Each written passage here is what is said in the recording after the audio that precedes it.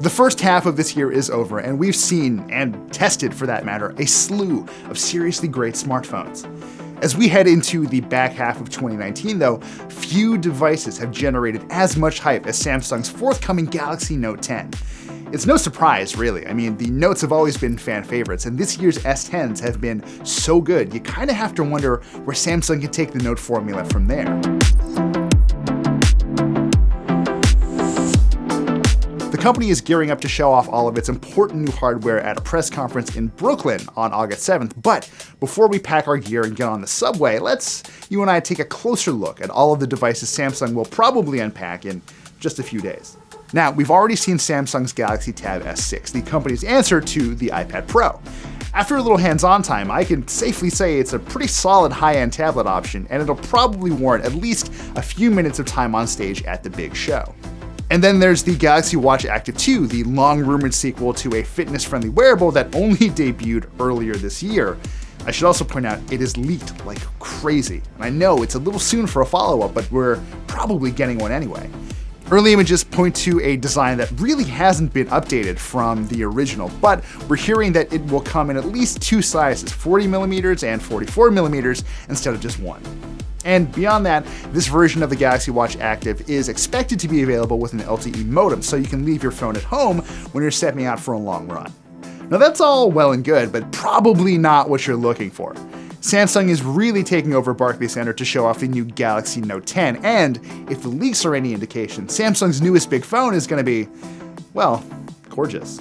And more importantly, we're probably going to get more than one Note this year. In fact, persistent rumors suggest we may get as many as 3 versions: the standard Note 10, the Note 10 Plus, and a 5G model.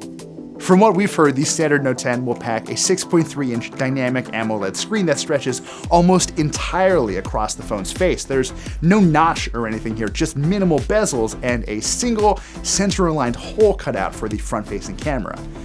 Now, even though this is going to be the smaller of the new Notes, it'll still be pretty big. Its screen dimensions mean it should be pretty close to the size of the Galaxy S10 Plus. And as usual, it is set to be a total powerhouse. Early leaks suggest it'll use Qualcomm's updated Snapdragon 855 Plus chipset with 8 gigs of RAM and 256 gigs of storage. Since this is the smaller of the new Notes though, it is bound to have a smaller battery too. Think something like 3600 mAh. You'd also do well to expect a triple camera system here, like the ones we got in the S10 and the S10 Plus, which includes the standard wide, ultra-wide, and telephoto sensors. The hard details are pretty scarce right now, but there are a few more interesting tidbits worth noting.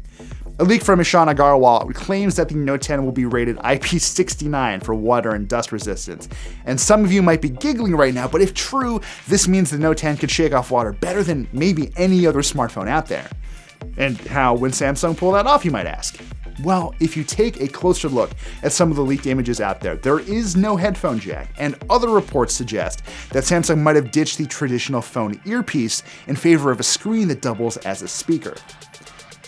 But of course, a Galaxy Note wouldn't be a Galaxy Note without the S Pen. Samsung made this tiny stylus a lot more functional in last year's Note 9 by giving it the ability to act as a remote control, but this year it might see the rise of what some people have started to call air gestures. Long story short, the idea is you use the S Pen to activate shortcuts and perform specific actions by drawing gestures in the air above the phone itself. The Galaxy Tab S6 offers a similar feature with its own S Pen, and my colleague Sherlyn tried it out a bit earlier, using the S Pen's air gestures to switch between the tablet's front and rear-facing cameras and to toggle through different camera modes. Honestly, if the Note 10 didn't do something like this, I would be shocked. The Note 10 Plus, meanwhile, should be closer to the size of the massive Galaxy S10 5G, which means it for sure will be a two-hander. The Note 10 Plus will obviously pack a bigger battery too, somewhere around 4000 mAh, along with more RAM. And we've also heard it could pack an extra depth-sensing time-of-flight sensor around back, again like the S10 5G. The real draw, as far as we can tell, is the Quad HD Plus screen, which normally wouldn't be anything to raise an eyebrow at. I mean, Samsung has been squeezing screens more or less of this resolution into Galaxy Note since 2014. The really curious part is that this time around, that high-res screen might be exclusive to the Note 10 Plus. The regular Note 10 is said to use a display running at something closer to 1080p instead. That's one way to make the bigger model more appealing, not to mention make the smaller model cheaper, but that doesn't mean I have to like it. This larger version of the Galaxy Note might also come with support for 5G, but since this is Samsung we're talking about here, it's perfectly possible that the Galaxy Note 10 5G will be a completely separate device. At this point, your guess is as good as ours. With all these detailed leaks floating around, it's getting kind of hard to imagine Samsung has any surprises left up its sleeves. You know what? That's fine. On August 7th, we'll get all the juicy details we've been waiting for, so be sure to stick around for our live coverage of Samsung Unpacked, and remember to subscribe to Engadget.